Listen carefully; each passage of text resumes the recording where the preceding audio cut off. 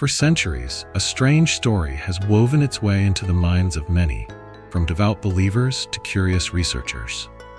It is the tale of a legendary letter said to have been written by Pontius Pilate, the Roman governor who ordered the crucifixion of Jesus Christ. What makes this letter extraordinary is not just its supposed author, but its content. In the letter, Pilate is said to have detailed the appearance of Jesus, describing his skin tone, eyes, and even his majestic demeanor. But does this letter truly exist, or is it merely a legend spun over centuries? Could the words within it give us an accurate vision of the man who changed the course of human history, or are they simply the product of imagination? Today, we will uncover the truth behind this mysterious letter, a tale shrouded in intrigue, fascination, and no small amount of controversy.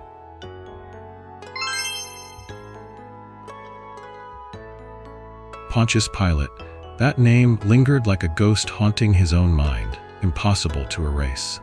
Pilate stood here surrounded by walls of power, amidst the shouts of the crowd, beneath the gaze of eyes filled with both hatred and hope. As the Roman governor entrusted with ruling over Judea, no one could have imagined the weight he bore. Pilate was neither a cruel tyrant nor a coward. Yet in that fateful moment, he became the one to decide the destiny of a man, Jesus Christ. Pilate remembered that day vividly, standing before the crowd. They had gathered like a storm forming on the horizon, full of anger and a thirst for justice. They weren't just seeking a verdict, they wanted blood. They had been incited, manipulated by their religious leaders, men Pilate knew were leveraging Roman authority to serve their own agendas. He felt as though he were caught in an endless battle between Roman values and the beliefs of the Jewish people. He had tried to seek the truth. He questioned Jesus, that man, and in his eyes, Pilate saw something indescribable. A calmness, a resolve, an unshakable faith. Jesus didn't resist, didn't plead, and showed no fear. It was as if he already knew his fate, and that unsettled Pilate deeply. How could a man accept death with such serenity? Pilate asked him about truth, and he replied that the truth would set us free.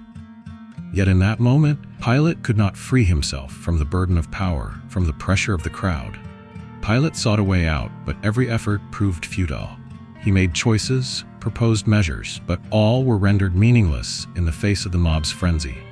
They didn't want reason, nor fairness.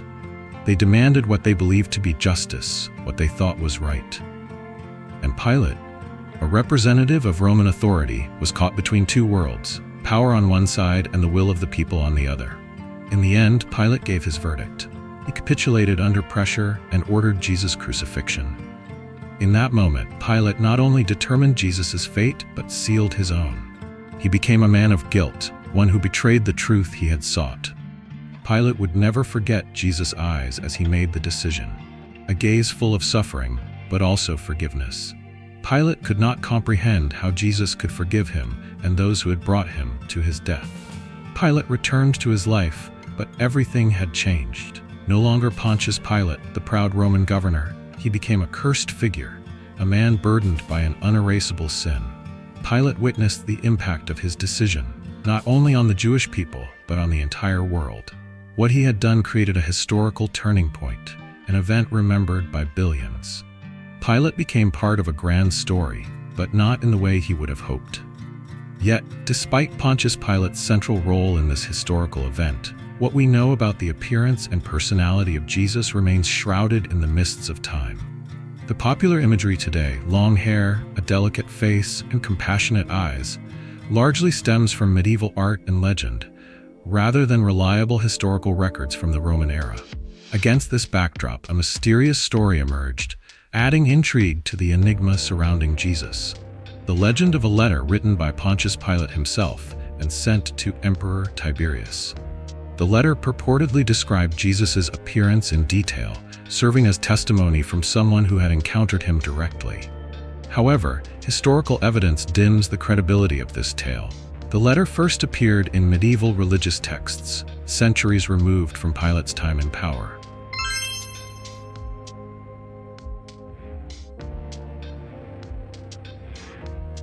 Perhaps none of us can accurately imagine what Jesus Christ looked like. Yet the letter Pontius Pilate sent to Emperor Tiberius paints a portrait filled with holiness and majesty, transcending mere physical descriptions. Through Pilate's words, Jesus emerges as an ideal figure, a symbol of perfection that humanity can only dream of. His face is described as gentle and sacred, akin to the soft light of dawn. It is not merely a face, but a symbol of grace, an aura that anyone would feel upon first glance. There is something in his eyes, a profound understanding, that makes those around him feel as though they are standing before a soul far greater than their own. His skin, according to many legendary accounts, is said to be bright or golden, as if he were born of the light of heaven itself. This is not merely a physical trait, but also evokes a sense of the divine, an image of a living deity among humans. That complexion is not just a sign of health, but of purity, a quality that people often spend their lives striving to attain. His hair, long and flowing like a cascading waterfall, is parted in the middle, creating a look both dignified and captivating. Its chestnut hue is not merely a shade, but an integral part of the overall image, enhancing his elegance and majesty. In Pilate's accounts, his hair is not just a physical feature, but an extension of his presence, an embodiment of the divine aura he carried wherever he went. The eyes of Jesus, radiant and profound, are an essential part of this portrait. They are like windows into his soul, conveying a sense of both authority and compassion.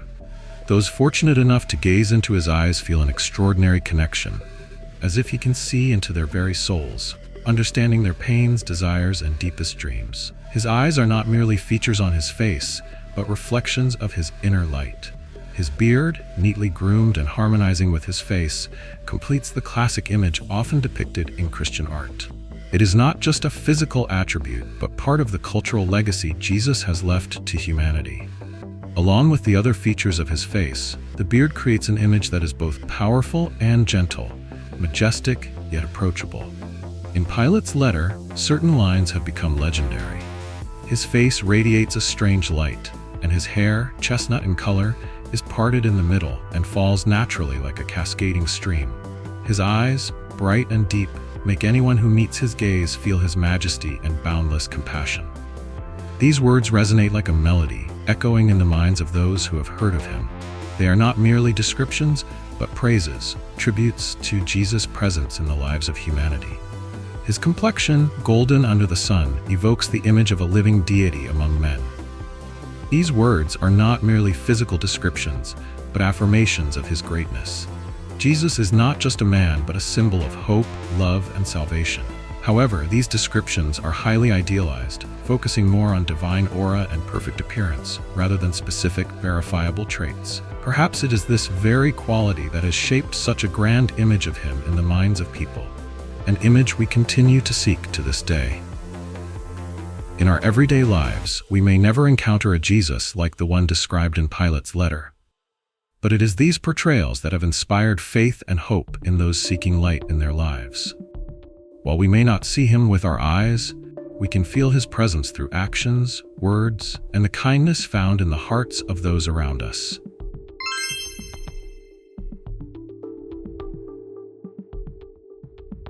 Perhaps, throughout history, the letter attributed to Pontius Pilate regarding Jesus Christ has become part of the myths, stories embroidered over time without any authentic evidence from the Roman era. It is a hard truth to accept, yet it is quite clear. What we know about this letter primarily comes from legends recorded much later, around the 12th, 13th centuries, a period when stories about Jesus and the events surrounding him began to be idealized and widely disseminated in Christian society. At this time, as society was undergoing transformation and as the divine images of Jesus were gradually forming, Pilate's letter suddenly emerged as a product of imagination. No document from Pilate's era has been found to confirm the existence of this letter. Historians have been divided into two main groups, each with its own reasoning to support its perspective. The skeptical group argues that the letter is nothing more than an apocryphal text, a product of people living after Pilate's time, written to serve religious or political purposes. They point to the inconsistencies among different versions of the letter as a clear sign that it was rewritten or embellished after its invention. Its late emergence, without any evidence from reliable historical records from the Roman period, further undermines its authenticity. Renowned figures such as Josephus and Tacitus, who documented many significant historical events of the first century, make no mention of this letter. This not only raises doubts, but also strengthens the skeptic's stance. Conversely, those defending the authenticity of the letter suggest that it could be part of documents lost over time. They seek cultural and archaeological factors that might support the letter's existence. However, such evidence is mainly indirect and insufficient to verify the letter's authenticity. Their arguments often rely more on emotions and beliefs than on concrete evidence. The reality is that the arguments against the letter's authenticity are compelling. The inconsistencies among its versions are undeniable. Different versions of the letter often exhibit significant differences in content and writing style. This indicates possible rewriting or embellishments after its invention. The late appearance of documents related to the letter, only during the Middle Ages, centuries after Pilate's death, further suggests that the letter could be a product of folklore, created during a time when people needed stories to strengthen their faith. Another notable point is the absence of any mention of the letter in Roman documents. Primary sources from the Roman era, including the Bible and Roman authors like Josephus and Tacitus, do not reference this letter. This raises further doubts about its authenticity and solidifies the skeptic's views. Moreover, the ambiguous origin of the letter adds to its dubious nature. The letter is said to have first appeared during the Middle Ages, around the 12th–13th centuries, with a writing style and content that do not align with the language and culture of ancient Rome. This increases skepticism about its origin, as these documents seem to have been created to serve religious or cultural purposes, rather than as genuine historical records. Many modern theologians and historians regard the letter as a legend or apocryphal text. The Catholic Church does not recognize the letter as canonical and does not include it in doctrinal materials. From their perspective, the letter might have been created to reinforce an idealized image of Jesus and lacks actual historical value. This further renders the letter obscure within historical and religious contexts.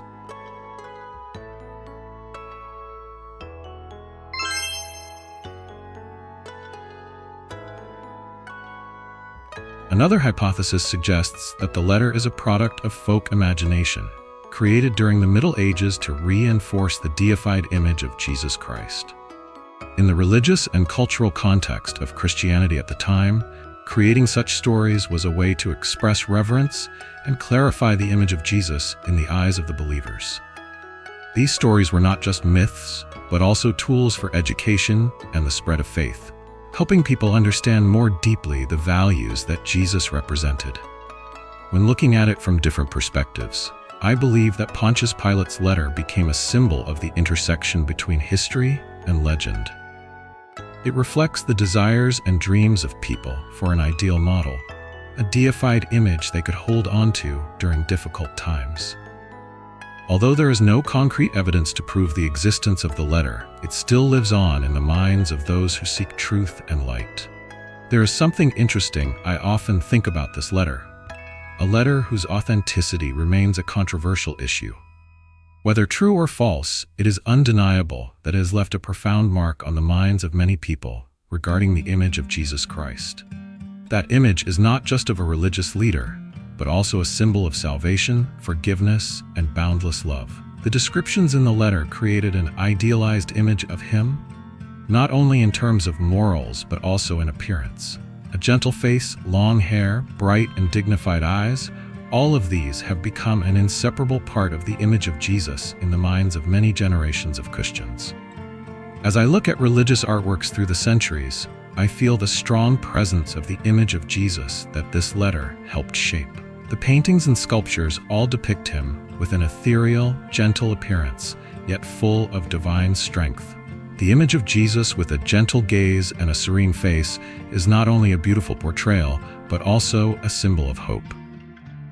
It makes me wonder, could it be that these descriptions helped make his image more approachable and accessible to the believers? I think about the historical value of the letter. Even if it is not an official document, it still carries significant value. It reflects the hopes and ideals of people about a figure with great influence like Jesus. In the context of medieval society, where the idealization of the divine was common, this letter played a significant role in shaping his image as an ideal model.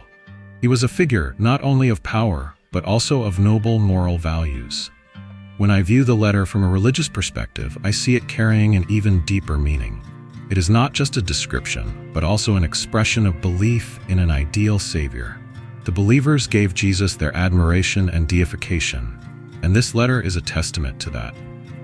The descriptions of his appearance are not merely the image of a real person, but an expression of belief in something greater, something that people longed for and wished to reach.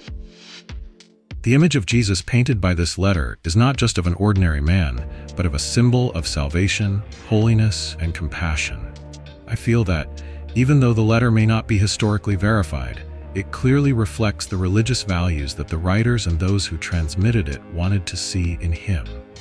It represents the miracles he brought to this world, a world full of suffering and loss.